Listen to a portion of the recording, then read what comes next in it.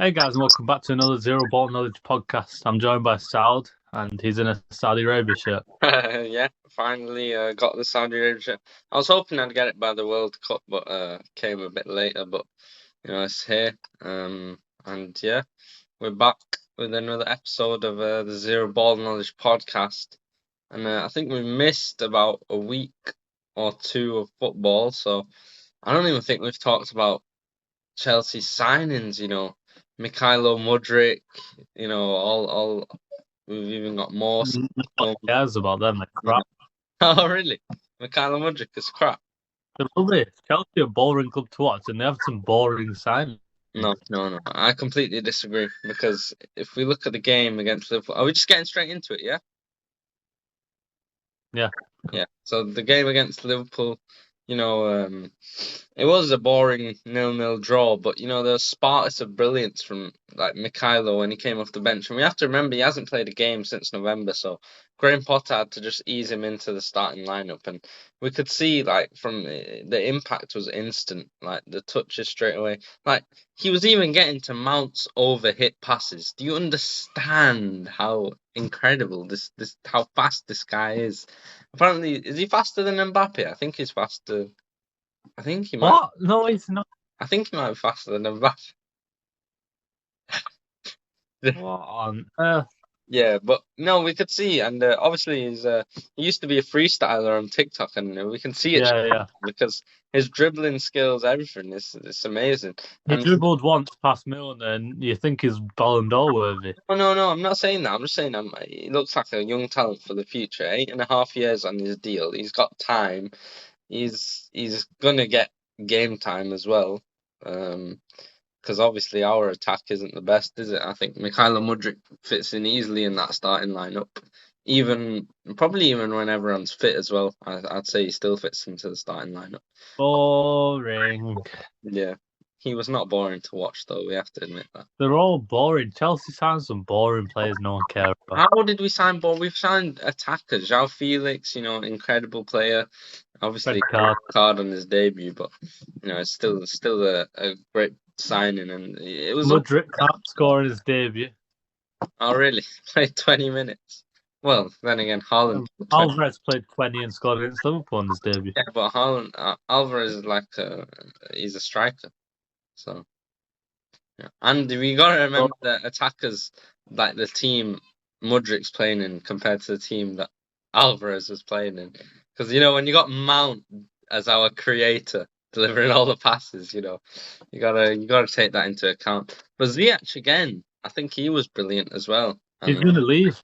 He goes under the radar, but yeah, I don't think we should let him leave. But yeah, apparently that's what the rumors are saying, that he's going to leave. So is what it is. But I'd be happy to see him stay. And I think we're planning a mass clear out in the summer, Chelsea. So it'll be interesting. But it's still a busy transfer window for Chelsea. Apparently, we still want to sign some more players. Another right back. Oh, really? He seems a bit tired. Falling asleep to the boredom of that football club. Oh, really? Well, City signed someone to. Fabrizio said that they signed Maxim Perron, I think it was. Go on, tell us a bit about him then. Who is this guy? He's going to join the first team in In February. And that's all I know. Do you not even know? That's it. And we pay 10 million euros. Alright. Fair enough. But I don't think City are going to be active this transfer window, next transfer window. They never are in January. Yeah, no, I mean even in summer, I don't think there will be though. There will be in some. Who do you need?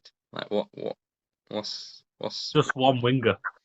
Yeah, but what do you think's gonna happen? Maybe Gundo replacement, because apparently Barcelona want him. Who's getting sold in the summer then? And who do you think? Do you not think Grealish? Do you really not think Grealish will get sold? Get sold. Really? Yeah. No, he ain't leaving. I think he's gonna go to Syria. No, you don't. No one thinks that. Gucci Jack Grealish is gonna leave. That's your favourite player. He's the best player on term of form right now. You think? When Haaland's just scored a hat-trick? Yeah, but Haaland's just got his 3 goals after a 4-game drought. Yeah. He's playing like Lukaku in that 4 games, No, he wasn't. You can't compare him to Lukaku. This guy's levels above everyone else. Yeah, that's true. He's not, apart from Mbappe, Mbappe's the only guy that's. No, he's not. All right. No better than Would you have Haaland in your team or Mbappe? Haaland. It's so easy. No. He's a better striker. Mbappe's a winger. No. Mbappe can play behind the man. He can't play as the man. Mbappe, yeah, I think that's Mbappe's best position, coming probably off the wing. A bit like Rashford, but like easing, like going into that striker position. But Mbappe, any day of the week, man. I'm taking Mbappe in my team over Why? Haaland Because any day. Is that it? No, he's just better. Like he's just better. He's not. just better. I don't He's know not. what it is. And he's faster. He's just got more about him. He's not. He has, and I think that what's it called? I think you can build the team around Haaland, but then I also think you can build the team around Mbappe. No one didn't say that. That's true. No, that's a good point. You've raised a good point there. Yeah, I think We move on to Everton. I think for Mbappe everything. Oh yeah, I'm gone then. What do you mean? Oh, it's a big story. Yeah, Frank Lampard getting sacked. It's not the first time. He's been sacked. It's done. Yeah, I know he's been sacked, but it's not the first time, is it? But no, Everton. What if they win the Champions League now, just like Chelsea did when he got sacked? Well, they spent 500 million over the course of, I think, from 2016 to 2023, 7 years.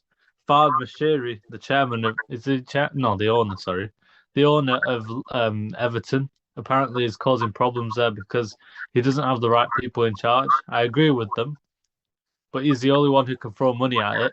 They need to sort the board out because the board's the problem because they don't know how to make the decisions. But at the end of the day, what they were saying on TalkSport today is he's the owner, he has the money. At the end of the day, you listen to the board, but he makes the decisions. So Fahad Mashiri, it's all up to him. But if he leaves, Everton won't have the money that they need for the stadium, or in general, they just won't have the money. They won't have the money to spend. Yeah. So the problem goes in a circle. They've sacked Lampard today, and they've been doing that for ages. They keep sacking managers that they don't need to sack, and it just comes out a clear out problem because at the end of the day, you're gonna have mixed up players and mixed in mixed abilities and mixed potential. For example, when they signed Allardyce to when they signed Carlo Ancelotti, different players for different managers, and it'll just be a mixed-up team like it is now.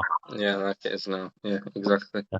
But then the question comes now: is in who do Everton get in as a new manager? And apparently, according to David Ornstein, Bielsa's on top of the list.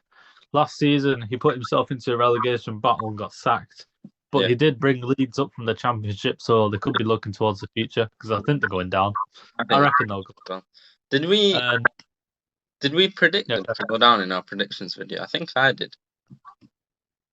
I think I did as well. Yeah, I think I did. I put Wolves 17th, and I predicted Arsenal first. Oh yeah, you did. I remember that. But yeah, and then it's Arsenal in a bit. But yeah, Everton. It's interesting. But Frank Lampard obviously 11 defeats in 14 games. It's not.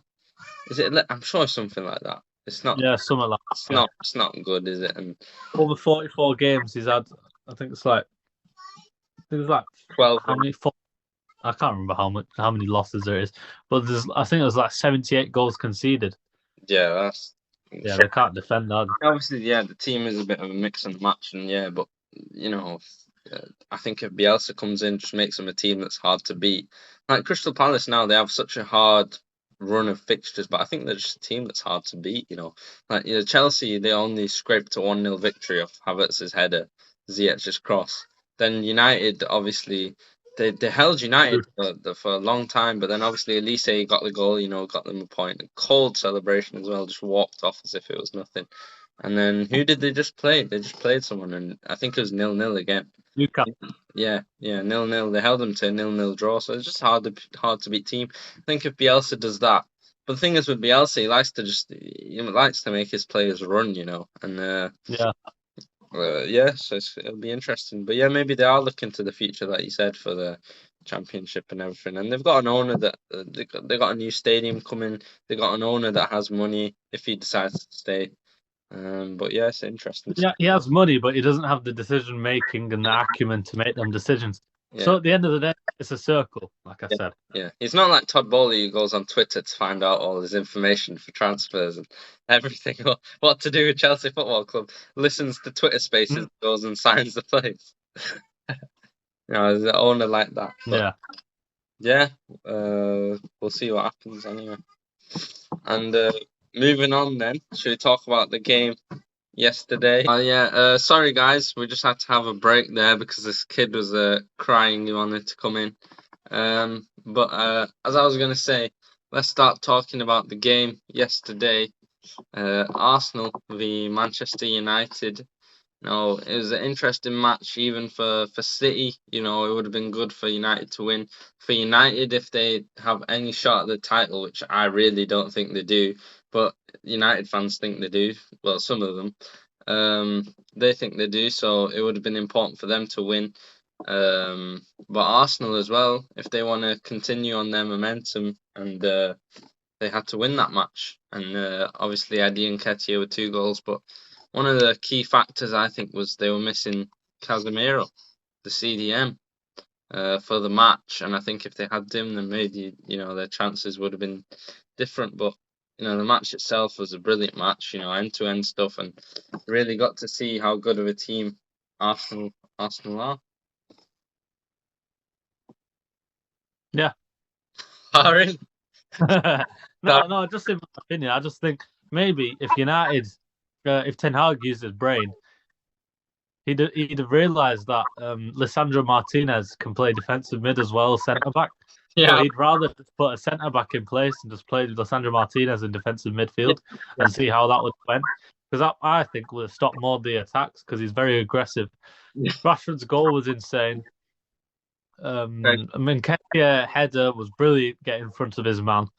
Then the second goal from Arsenal, Saka beauty, absolute wonder goal. Incredible. Reminded me of Yeah. It actually reminded me of Iron Robin. I think I said this to you, innit? Yeah. I It was the same thing as well. And then Lisandro Martinez, the man himself, what is Das doing? The man himself headed the ball in the net. It was a brilliant attacking header. Yeah, And just when you thought it was going well for City and United, Arsenal poke out a right foot on the cross from Zinchenko, and Nketiah scores a brace. yeah. And it's in the 90th minute, and they're done. Yeah, we saw how much it meant to Zinchenko as well, at the end of the match. But what's it called? The first goal, obviously Rashford's goal, brilliant goal, knuckleball into like the bottom corner. No one expected it. He nutmegged Thomas Partey, and it was just a moment of individual brilliance and shows like the form that Rashford's in right now. It's just brilliant. It just carried United, and then, well, that goal anyway. And then the second goal, was it Arsenal's goal? I think it was, wasn't it? Was it Thingy and Nketiah header? Yeah. And it just shows how United do miss Diogo Dalot. I know they do have Wan-Bissaka, but you saw how when you tried to play out the back, United, how they were trying to avoid passing to Wan-Bissaka. And I think it was, what's going on? There seems to be a bit of a game going on. Yeah, but when Wan-Bissaka, when they tried to pass to Wan-Bissaka, then it was like, playing out the back was very poor. Yeah, he was kind of a liability in that back four to pass to. But yeah, obviously he loses the ball and then the corner, and then he should have been marking Nketiah as well, but he didn't. And Roy Keane said it at half time, he should be doing his job. What's he doing? But yeah, and then the third goal was, whose goal was the third goal? Was it Arsenal again? Saka. Yeah, Saka. It was Saka's, isn't it? Yeah, obviously a brilliant goal, like Rashford's goal. A moment of individual brilliance. Reminds you of Robin. And then obviously United's second goal. I don't know if Martinez meant to do that header, like looping up over the keeper, but it was a brilliant idea from him. and it worked out. And you can see the passion, and its passion is incredible. Like, it's built for the Premier League. It's built for Passion merch. Man United. Passion. It reminds me of Rudiger, and everyone used to call him. Oh no! But he's an incredible player. What? What? Reminds me of Rudiger. But yeah, and then the third goal, obviously, you know, people thought Nketiah was offside, but obviously it proved that he wasn't. And then Zinchenko. But was Zinchenko offside? And no, I don't think he wasn't. But I think he was. I don't think he was. But yeah, Arsenal deserved the victory anyway. I don't know why Ten Hag he's playing Weghorst, who runs in slow motion. And he's got Garnacho sitting on the bench, and he doesn't bring him on until like the 92nd minute, is it? Yeah, when it was 2-2, he should have put Garnacho on and took Eriksen on. Yeah, exactly. Eriksen late winner about 60 minutes. Yeah. He stopped running, so Garnacho, you know, he's an impact substitution, and he's proved it time and time again to Ten Hag. But obviously, he doesn't use him, and he chooses to keep.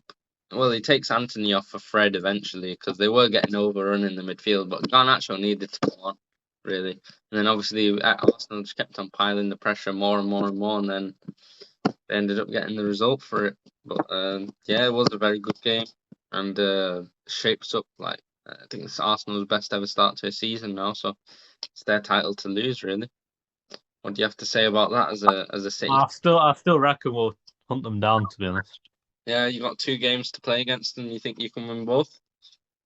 Yeah, not just that. I just think reckoning with our squad depth is just very, very, very good compared to theirs. Do you think what's like? I don't know, but Arteta, I don't think like Europa League schedule because he's come 8th twice now, and obviously not having Europe in that season helped him, but now he's got Europa League that he has to play, and we'll see how he manages the schedule with like not having the same squad depth as City. They've missed out on Mudryk. You know, I'm happy that Chelsea have signed him over Arsenal as well. But yeah, they got Trossard now, but it'll be interesting to see the title race, and it comes down to like probably the final game of the season. Yeah, well, City played well yesterday, but I just still think, just in terms of a run, we've done it. We know how to do it. So yeah. That's true. And also Chelsea also linked with Moises Caicedo and also Enzo Fernandez again. Apparently, the deal is back on this week, so it'll be wait for the deal. I'm hoping that we sign him, but yeah, I think that's all I have to say, to be honest. Same from me. Yeah. Oh, just before we leave, I see Pamir did an interview with Sky Sports this week saying he can play baseball. I back it. I think he should get in the team. They've got ODIs on Friday, so you might as well throw him in and see what he can do. Yeah, obviously they're going to, but I just thought I'd just put that in anyway. Yeah, fair enough. I agree with you, to be honest. Yeah, I think that's all I have to say for this one, and we'll see you in the next one then. Make sure to follow us on TikTok. We're going to try to upload some more, and obviously Yusuf still continuing his journey to Scott Carson. Yusuf the Pen Merchant on TikTok. Is it Yusuf N26 or something? I think. Both, any yeah, comes up. Yeah. But that's all I have to say. And anyway, thank you all very much, and goodbye. Why'd you turn the light? Bye.